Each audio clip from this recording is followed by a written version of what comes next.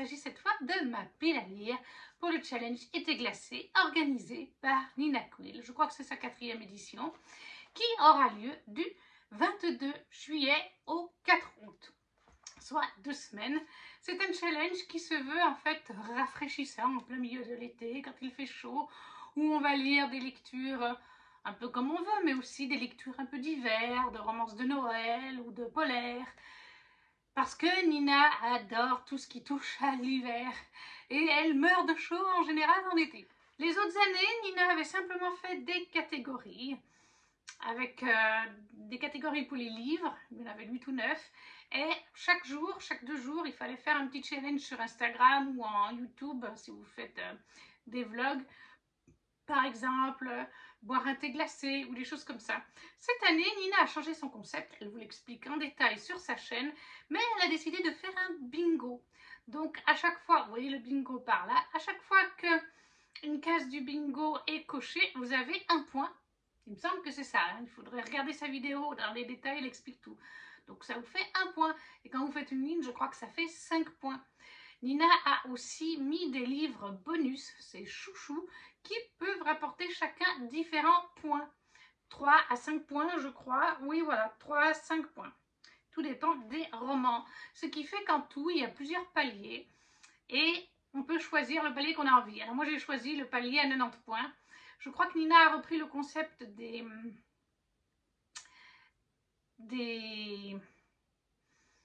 ours ou quelque chose au ski. Vous savez, pour passer ses niveaux au ski. Enfin, moi, voilà, je me suis mis le niveau à 90 points. Je ne sais pas si je vais y arriver. En 2 semaines, ça me paraît quand même un peu short. Surtout que je me suis mis aussi 13 livres. Donc, 13 livres en 2 semaines, ça me paraît un petit peu... Mais c'est une pile à lire. L'important, c'est de valider des points et d'arriver à 90 points. Je ne lirai certainement pas tout ce que je me suis mis. Je vous invite grandement à aller voir la chaîne de Nina.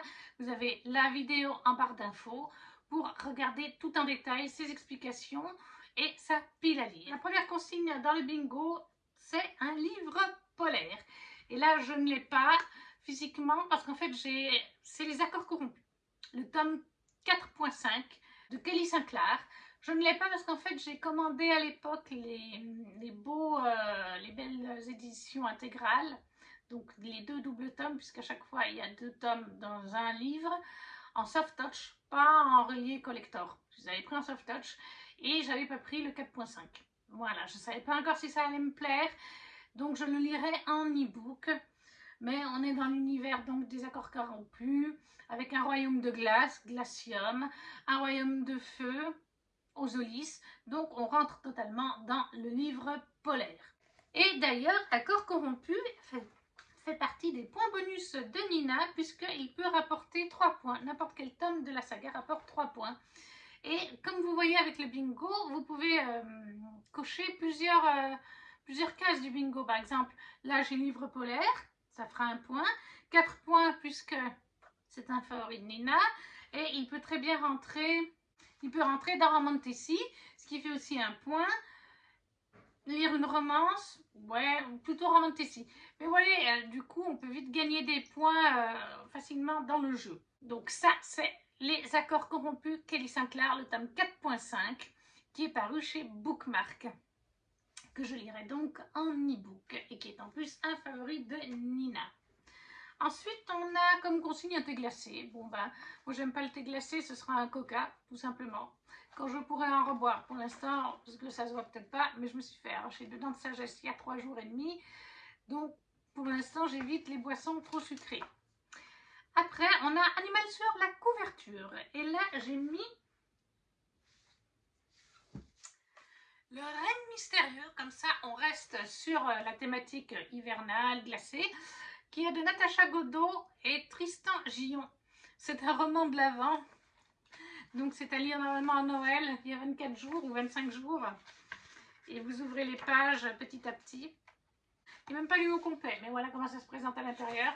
En fait, je l'ai emprunté à Chiara, la petite louloute que je garde au travail, puisque je prépare une vidéo, mais ça fait déjà plusieurs semaines que je la prépare, où en fait, je vais présenter 6 livres que les enfants ont au travail. Il y en a 1 ou 2 que j'ai en commun d'ailleurs, qui est autant pour les enfants que pour les adultes. Et du coup, je suis en train de les lire, et c'est le dernier qui me reste afin de pouvoir vous présenter la vidéo après. Donc le renne mystérieux. Elliot vit avec ses parents qui élèvent des rennes à l'orée de la forêt. Alors que le mois de décembre commence à peine, il ne tient plus en place. Sa cousine Flore vient leur rendre visite. Dès son arrivée, les événements étranges se multiplient et une créature inquiétante rôde autour de l'étable.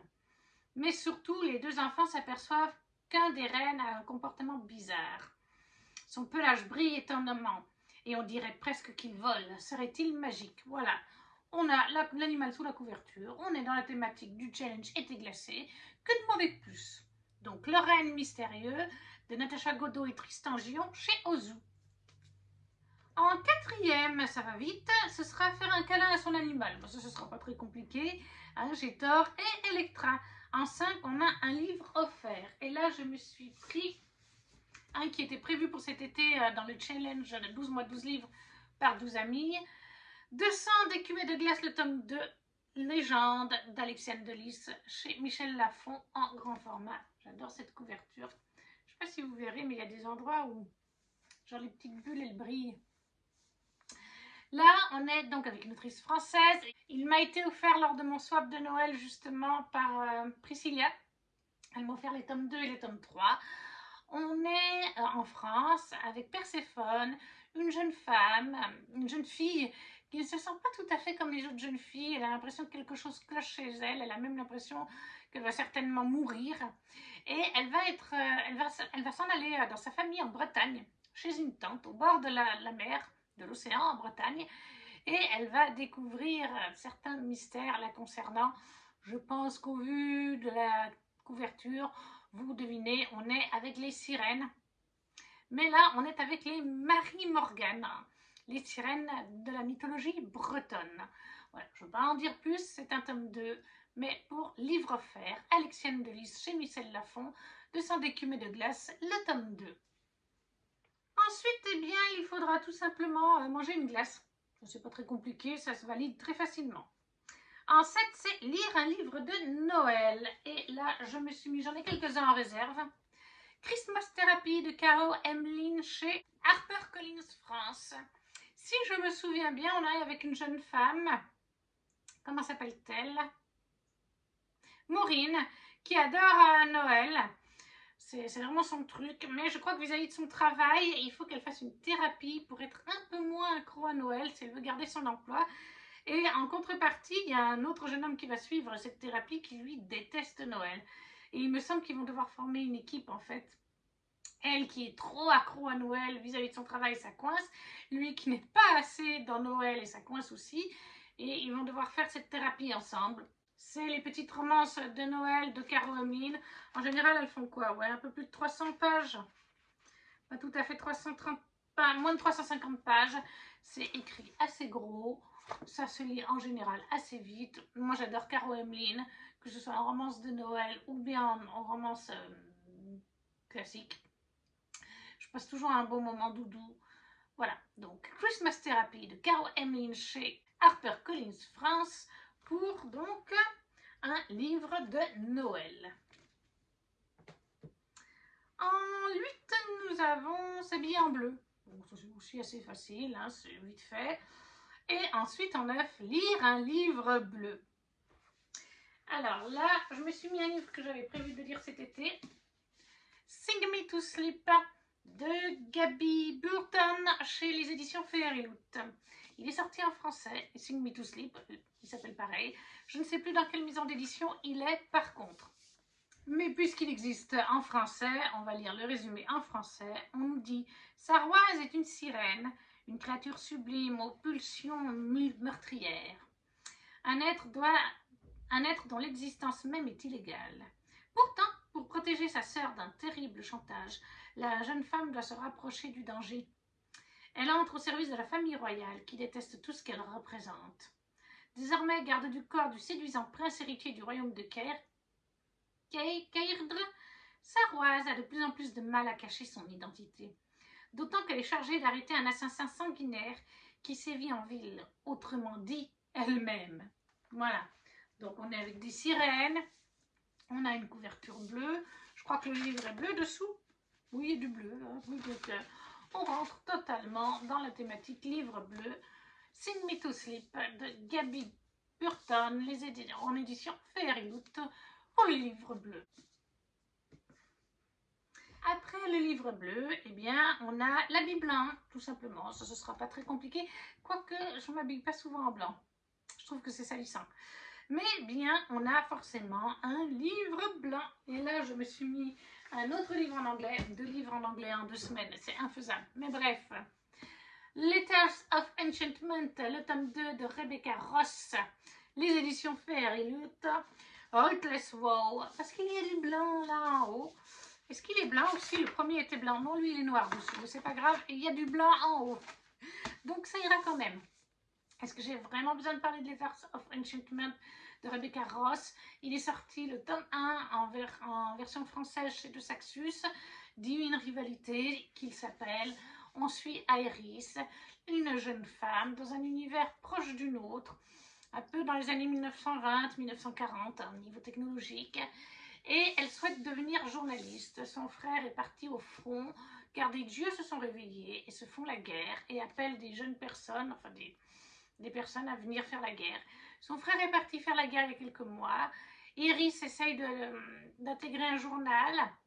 Elle doit écrire des articles. Elle est en rivalité avec Roman. Le meilleur des deux obtiendra le poste. Et à côté de ça, elle écrit des lettres à la machine à écrire à son frère. Comme elle n'a pas d'adresse parce qu'il n'en a pas laissé, elle les met dans son armoire et un jour, la lettre a disparu. C'est magique, mais elle se dit peut-être que mon frère les reçoit, puis même si ce n'est pas le cas, ça lui fait du bien, c'est une thérapie, jusqu'au jour où elle va recevoir une réponse dans cette armoire, en disant « Je ne suis pas votre frère, mais on peut correspondre ». Et vous vous doutez, c'est une relation épistolaire. Iris ignore qui est son correspondant, mais le correspondant, comme Iris parle beaucoup dans ses lettres, sait qui elle est, c'est Roman, son rival du journal. Et là, on est dans le tome 2, je ne vous raconterai pas plus en détail, mais j'avais adoré le tome 1, c'était un coup de cœur. Donc voilà, pour le livre blanc, pour là-haut, The Letters of Enchantment, le tome 2 de Rebecca Ross, en édition Fairyloot. Ensuite, il faudra boire une boisson chaude. Bon, ça, c'est pas très compliqué, hein, c'est facile à faire. On a en 13, lire un livre de moins de 300 pages. Alors là, j'ai cherché un petit peu parce que mes livres font souvent un peu plus de 300 pages. Et je me suis dit, pourquoi pas me mettre une BD? Ça me fera avancer dans ma saga de Les Carnets de Cerises de Joris Chamblin et Aurélie Neyret. En plus, eh bien, il correspond totalement puisqu'on est avec la neige. Et j'ai un petit peu feuilleté pour être sûr qu'on était bien sur l'hiver. Et oui, on est bien sur la BD en hiver pour ce tome-là. Donc, on est totalement bien. On suit Cerise, une jeune fille dans cette BD, une petite fille qui rêve d'écrire des livres. Et sa voisine lui a donné des conseils, observer les gens autour d'elle, prendre des notes. Et en fait, Cerise, en faisant ça, découvre des choses. Enfin, les gens, elle voit des fois les gens cachent des choses. En observant les gens, elle a l'impression qu'ils cachent des choses et essaye d'enquêter sur eux, fait des découvertes. C'est une petite fille, elle a 2 meilleures amies qui se mettent en général avec elle dans l'enquête au bout d'un moment. Voilà, c'est de la jeunesse, c'est très touchant, c'est très mimi et ça se lira en une soirée. Donc ce sera vite un livre validé plus une catégorie. Donc Les Carnets de Cerises, le tome 3 de Joris Chamblin et Aurélie Neyret. Chez les éditions Soleil. Ensuite, en 14, nous avons Lire une romantécie. Et alors là, je me suis mis quelque chose qui me fait très envie. Un pacte avec le roi elfe de Elise Kova. Ça fait un petit moment que je me le suis pris en occasion, en plus, en édition collector. C'est le premier tome d'une saga, Married to Magic, je crois que ça s'appelle, le nom de la saga. Les elfes ne viennent dans notre monde que pour 2 raisons, la guerre et les épouses. Dans les 2 cas, leur apparition est synonyme de mort. Il y a 3000 ans, les humains étaient les proies de races puissantes pratiquant la magie. Heureusement, un traité fut signé et une barrière entre les mondes érigée. En échange, les habitants humains du village de Capton sont forcés de fournir tous les 100 ans une jeune fille, afin qu'elle devienne l'épouse du roi elfe. Être choisi revient à quitter son peuple et sa famille pour toujours.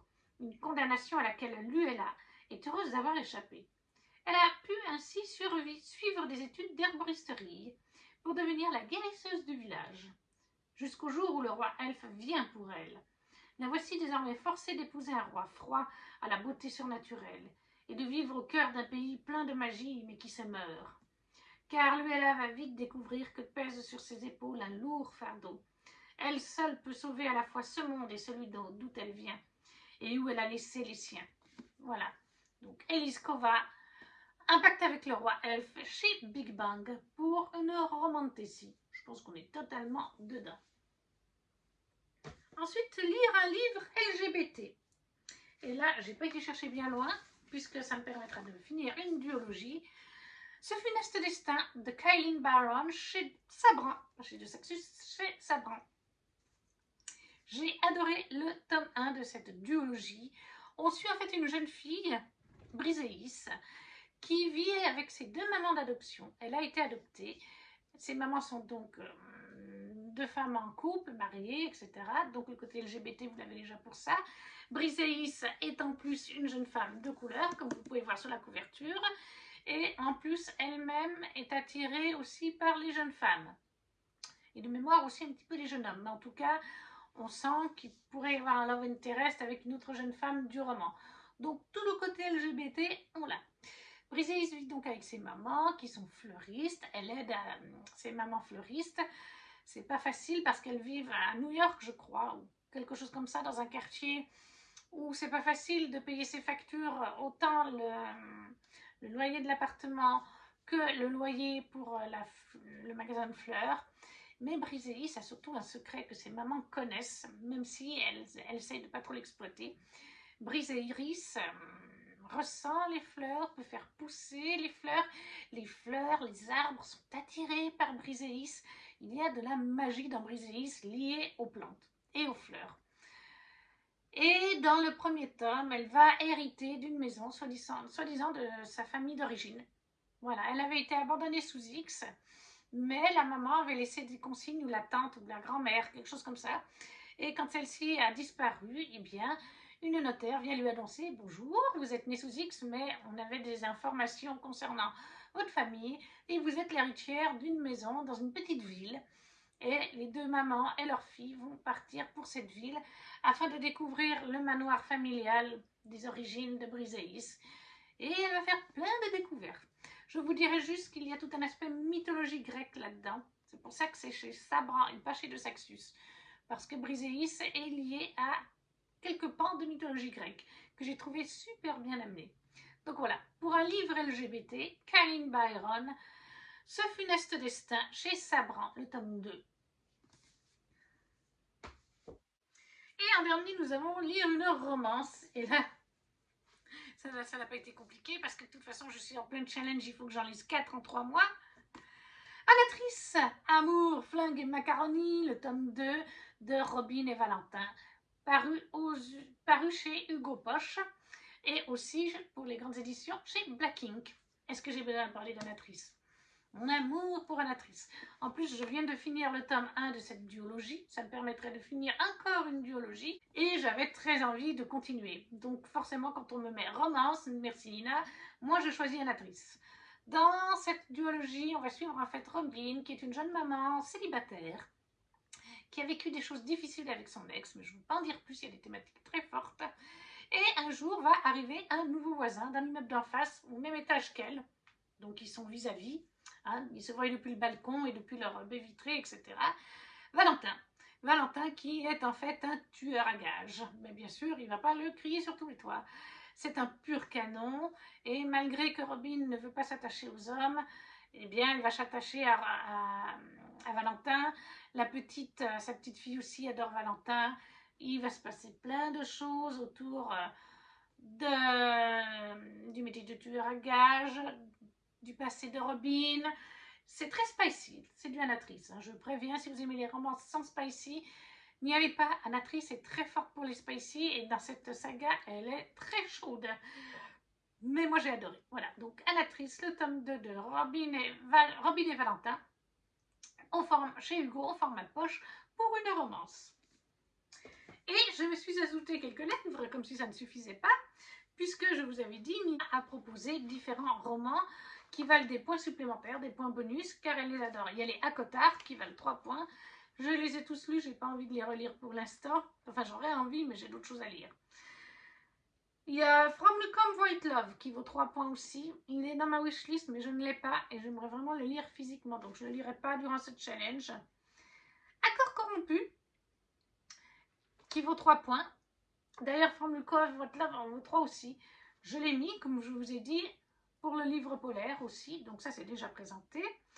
Et qui vaut 5 points. Nous avons Glace. Je vais essayer de lire Glace en e-book si c'est possible. Qui est un livre que Nina a adoré, c'est tous ses favoris. C'est de Stacey McEwan. On nous dit, Downsney n'a jamais rien connu d'autre que la pointe, piégée entre un gouffre immense et une paroi montagneuse infranchissable. La vie est une bataille incessante pour tous ses habitants.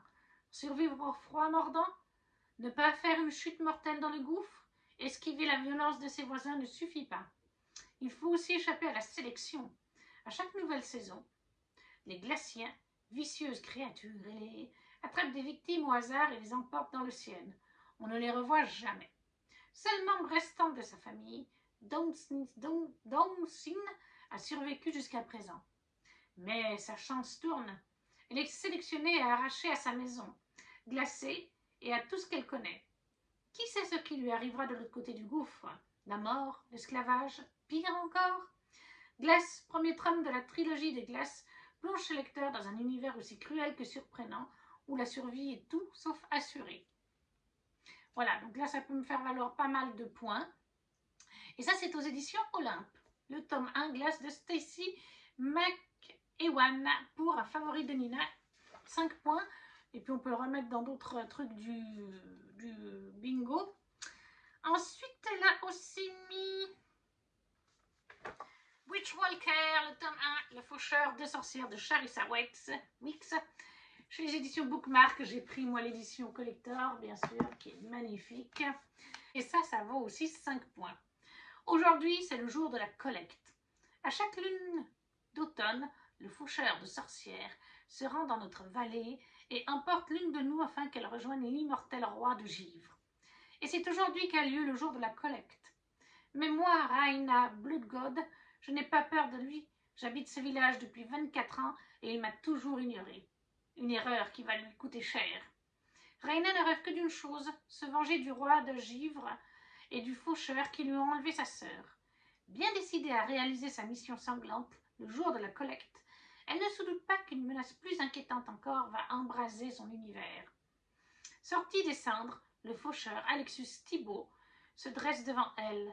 L'homme qu'elle a juré de tuer devient le seul capable de sauver sa sœur. Propulsée dans un mythe de feu, de glace et de dieu antique, Raina doit renoncer à sa vengeance et aider le faucheur de sa sorcière à sauver le roi du givre, sous peine de laisser leur empire et sa sœur tomber aux mains de l'ennemi. Mais quand la limite entre le bien et le mal se brouille, Raina a plus à perdre qu'elle ne l'imagine. Que faire quand votre ennemi de toujours n'est plus le méchant qui vous a volé votre sœur, mais le héros qui vous a volé votre cœur? Voilà, moi il me fait très envie. Donc Charissa Wicks, Le faucheur de sorcières, Witchwalker, le tome 1, chez les éditions Bookmark, qui rentre dans plusieurs catégories. Et enfin, le dernier roman qui vaut aussi 5 points, Un destin ancré dans le sang de Daniel L. Jensen chez Brajlon. Mythologie nordique cette fois pour Daniel L. Jensen. Née au cœur des fjords glacés de Skarland et mariée à un homme rustre qu'elle n'aime pas, Freya ne rêve que de devenir une guerrière. Tout change le jour où son mari la trahit et la livre à un jarl qui la contraint à disputer un combat à mort avec son fils Bjorn. Pour survivre, Freya n'a d'autre choix que de révéler son plus grand secret en lui offrant une goutte de son sang.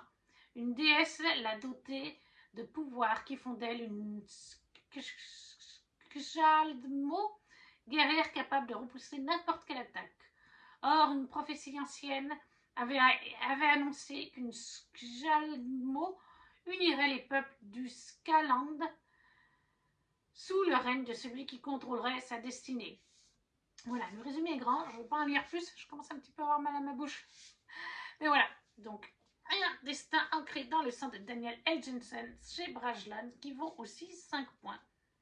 Et du coup, on a fait le tour de cette pile à lire. Et voilà, cette pile à lire qui est quand même assez conséquente, avec je crois 13 ou 14 livres. Je ne pense pas que je les lirai tous, mais le but c'est surtout d'avoir les points pour valider le challenge. N'hésitez pas à me dire si vous participez au challenge, si vous avez une vidéo à me la laisser, à me le dire, comme ça j'irai la voir.